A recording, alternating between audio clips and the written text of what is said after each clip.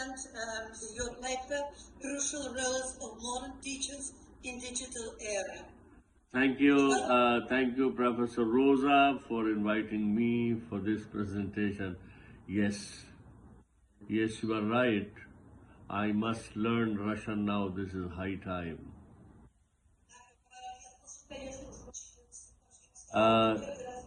Am I audible? Can you people hear me?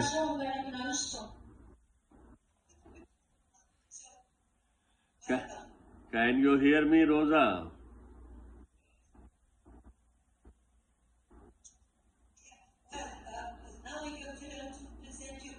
Okay.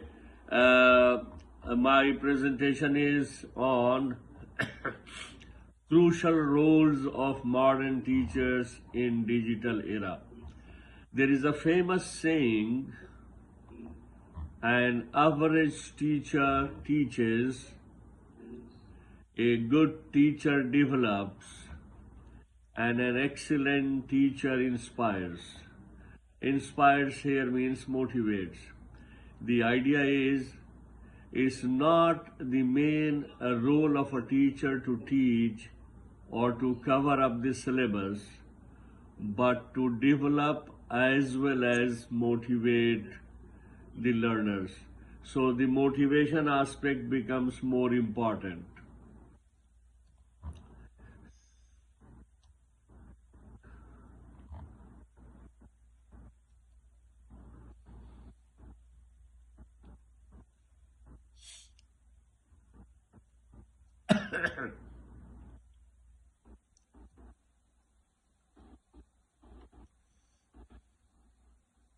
Can you people see this slide? I want to manage my own because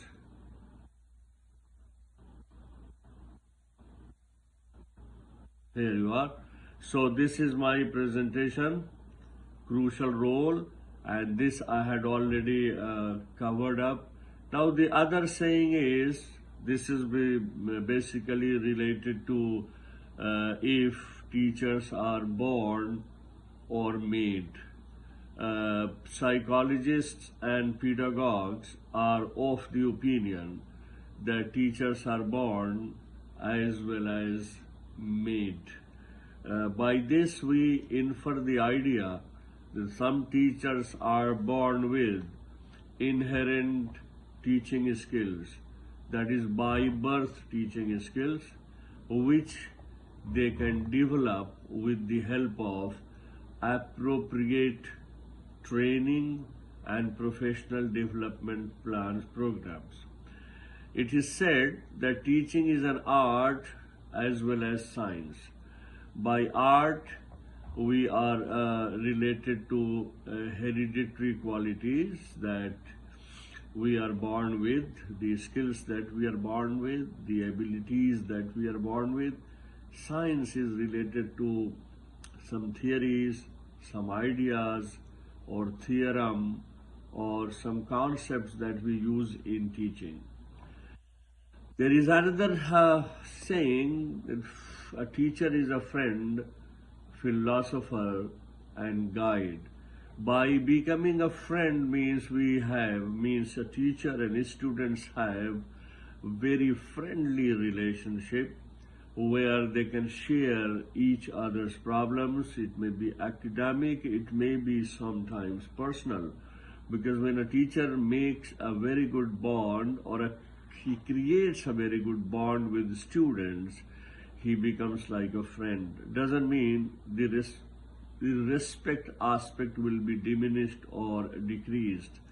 The teacher will remain be respectable.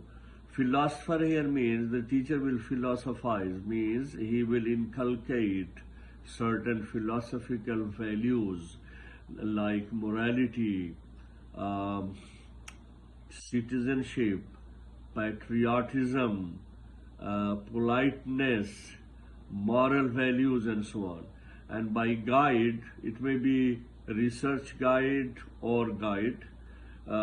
He will guide the students to the next level where they will be successful in their future. Now, in summary, I have written some teacher's role here. Number one is knowledge provider, instructor, facilitator, mentor, role model, motivator or inspirer, collaborator, counselor, protector, assessor, etc. I will just take a minute around where I will explain these things. Facilitator means one who facilitates. Like nowadays there are digital media, digital resources. Teacher doesn't teach everything, rather he facilitates, he organizes, he arranges resources and facilitates learners to learn. Collaborator. Collaborative learning is very important, is a very important concept in which teacher is part and parcel of the teaching process. Assessor means he assesses at the same time when he teaches. Knowledge provider has been the main role in the past, where teacher was the sole agent of knowledge. No other sources were there 1,000 years ago, 2,000 years ago, no digital media, no interaction. People were living in a very rural environment where things were not so developed. Now in current situation, a teacher should be aware of digital learning, and he should know augmented and virtual learning environment in order to perform his role in a better manner. These are other roles of teachers. I have already showed this slide in one of the conferences in Kazan when I was there last year. A teacher is a diamond maker and students are diamonds. The idea is very simple. The teacher has to polish the personality of the students. He has to polish the stone to make or to grow into a precious diamond. Similarly, gardener's role we are all aware of. Assessor, he assesses by different means. I will come to this topic little later. So here are the roles of the teacher. Now, if the teacher does not know certain theories, he cannot perform his roles in a nice way. Very old theories exist in three types. One is trial and error. This was developed by E.L. Thorndike, who proved that by trying and making errors, people can learn. It happens when we speak English. We make different errors and finally we learn. Then another psychologist, who is Skinner, he propounded operant learning theory, in which the box is here, the rat is here, and there was an incentive. The incentive was a stimulus. It is known as stimulus response theory, SR theory. On the other hand, Pavlov developed theory of classical conditioning, where a dog was experimented, and this could be very useful in the case of our students. This creates motivation in order to get something. Theory of insight was developed by Mr. Kohler, where a chimpanzee was closed in a room and bananas were hung up from the ceiling, and there were things which chimpanzee could use, a stick as well, and he used his insight in order to reach to the bananas, and he ate because he was hungry. These days, this slide is very important, learner's style. In Britain and America, people are focusing on these things, especially in doing CELTA, Delta, and some other courses in TESOL. And it has been categorized that there are 4 kinds of learners, and the model is known as VARK. VARK, V is for visual, A for auditory, R for reading, writing, and K for kinesthetic. I don't want to go into details because most of our colleagues are aware of, but the only thing is how we are going to implement in the classroom, what researches or action researches can we perform in order to implement these learners styles and gain outcomes. Visual learner is one who learns by watching. Nowadays, digital media is in line with it. Most of us and most of the learners watch videos for not less than 10 hours, 11 hours, 12 hours, at least in the place where I am.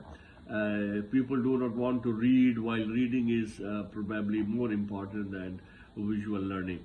Kinesthetic is related to action. It can be connected to the lab situations where we act, we practically implement things, learn, and then we get success.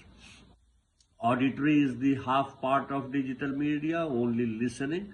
Only listening can also help when we are not able to watch something, you are going to sleep and you just play an audio and you just listen. And while listening, you can sleep also. It doesn't require a formal setup. Now, individual differences, very closely connected concept with the psychology. No two individuals are born with similar attributes or features or qualities. Even there are differences between the twins. They are born at the same time, they are born from the same parents, they look like same, but there are individual differences. So the idea is one shoe does not fit for all. So we have to create, we have to design another shoe which can make the user comfortable and he can utilize it. This is related to teachers' assessor role. The teacher is an assessor. He tests, he does evaluation and assessment, but we usually make mistakes in assessment. We give assessment of the same time to diverse learners. Diverse learners, by diverse learner I mean students having different abilities. They are from diverse background, they are from multiple abilities, and the teacher treats them in the similar way. The picture is itself very clear. When you give the same test to a fish and an elephant, there is no expectation. You cannot expect something which will give you as an outcome. So take care. We have to limit. You have to be specific in giving tests and designing tests for different kinds of learners. This idea cannot be totally connected to assessment in the classrooms, but it has relevance. And I'm just hinting, people know, people are aware of. There are some students who are good in listening. There are some students who are good in speaking. There are some students who are good in writing. So things are different. Some will learn from audio methods, some will learn from visual methods, some will learn from reading and writing method. So this is the idea, and we have to develop some kind of appropriate strategies in order to deal with the issues. A digital assessment is the need of the time. We are no more manual teachers or traditional teachers.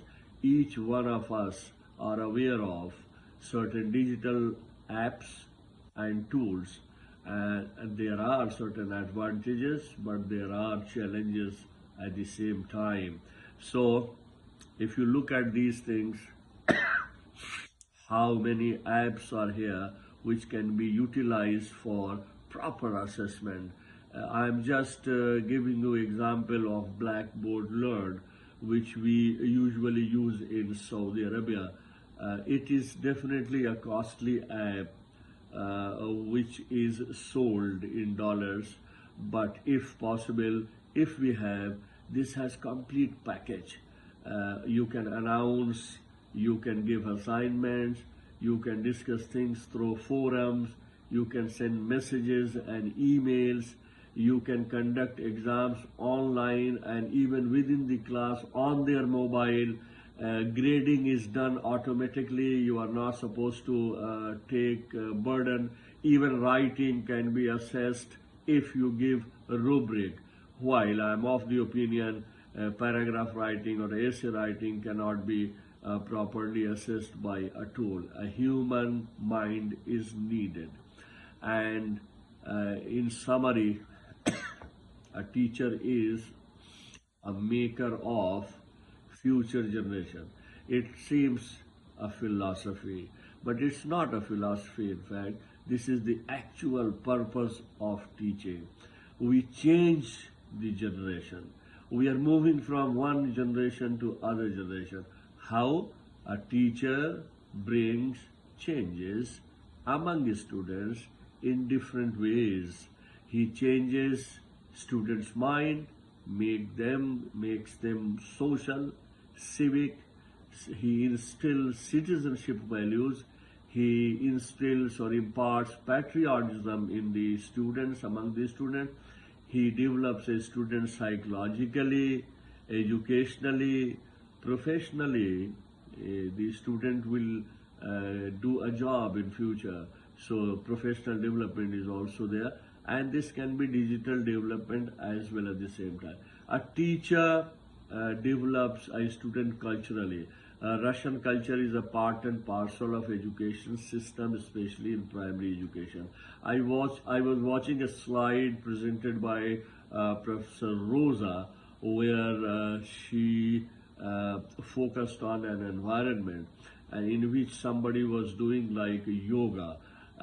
Yoga is related to a peaceful activity in a peaceful situation, where the yoga performer or yoga doer connects himself with the spiritualism, with God, with nature, with peace, with environment. That was a fabulous slide. Though I did not understand a lot, but I inferred information from the slide that Rosa was talking about proper environment, peaceful environment in order to conduct yoga. That was a nice slide, So ultimately, education is nothing but personality development. And personality development is overall development. It's not one fold. It's not related to one dimension. It's all-round development of personality. And teacher is related to doing all these things. I think this is the end of my slide. Thank you very much, Professor Rosa. And Aider Mansoor, I saw him speaking, but anyways, next time I'm going to learn Russian better for me. Thank you very much. Thank you very much. Thank you very much for your very interesting presentation. Yeah. You're missing the notes there, and I will give a short version of your presentation in Russian, okay? Выступление профессора Интахархана было посвящено личностным качествам учителя с точки зрения сегодняшнего дня и не только сегодняшнего дня. Так же, как и в российской педагогике, он говорил о том, что учительство, обучение, педагогика – это искусство и наука, и привел тоже общеизвестную фразу о том, что средний учитель учит, хороший учитель развивает, а блестящий учитель или excellent, отличный учитель мотивирует. Привел целую серию требований, ролей учителя. Он и друг, и философ, и наставник, и фасилитатор, воспитатель, мотиватор, вдохновитель, друг, консультант, защитник. Новые роли возникают в связи с информатизацией и цифровизацией образования. Одновременно он привел ситуацию о том, что учитель, кроме того, что он профессиональные какие-то качества должен иметь, он еще должен и петь, и плясать, и рисовать. То есть вы видели там картинку. И он остановился